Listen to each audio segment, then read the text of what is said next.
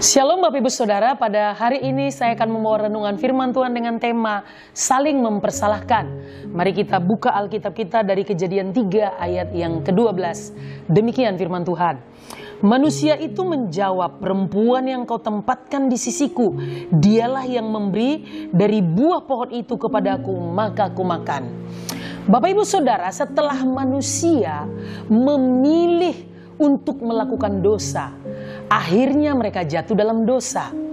Dan ketika mereka jatuh dalam dosa, tentu ada konsekuensinya. Dan sejak manusia jatuh dalam dosa, keadaan mereka salah satunya adalah saling mempersalahkan.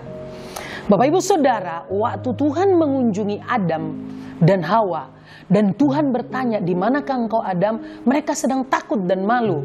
Tetapi waktu ditanya Tuhan pertanggungjawaban akan dosa yang dilakukan, Adam justru sebaliknya Bapak Ibu Saudara mengatakan bahwa dia mempersalahkan perempuan yang Tuhan berikan di sisinya. Dialah yang membuat dia jatuh dalam dosa.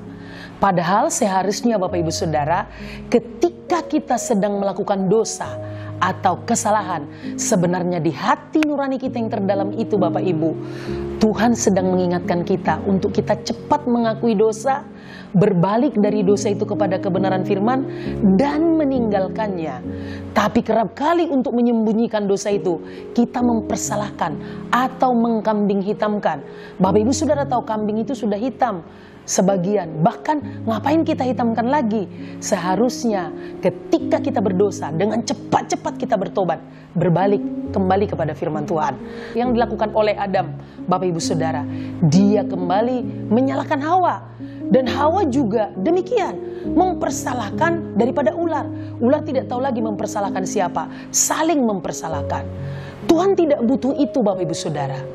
Berbeda dengan Daud. Daud waktu melakukan dosa ditegur oleh Nabi Nathan. Dengan cepat dia berkata, "Aku minta ampun di hadapan Tuhan." Dia mengaku berdosa. Dia sudah mengaku dia melakukan kejahatan di hadapan Tuhan.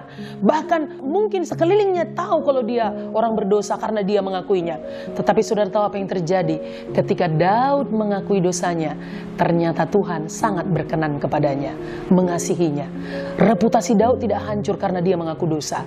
Justru sebaliknya Tuhan mengasihi dia, dan Daud kembali bertobat dan kembali kepada jalannya Tuhan. Bapak Ibu Saudara, demikian juga dengan kita. Situasi apapun yang terjadi padamu hari ini, ataukah ada dosa-dosa yang terselubung, ayo cepat-cepat akui, selesaikan. Karena kalau dosa tidak kita selesaikan, akan muncul dosa-dosa yang lain. Sama seperti kebohongan. Kebohongan tidak kita akui, akan muncul kebohongan-kebohongan baru untuk menutupi kebohongan tersebut.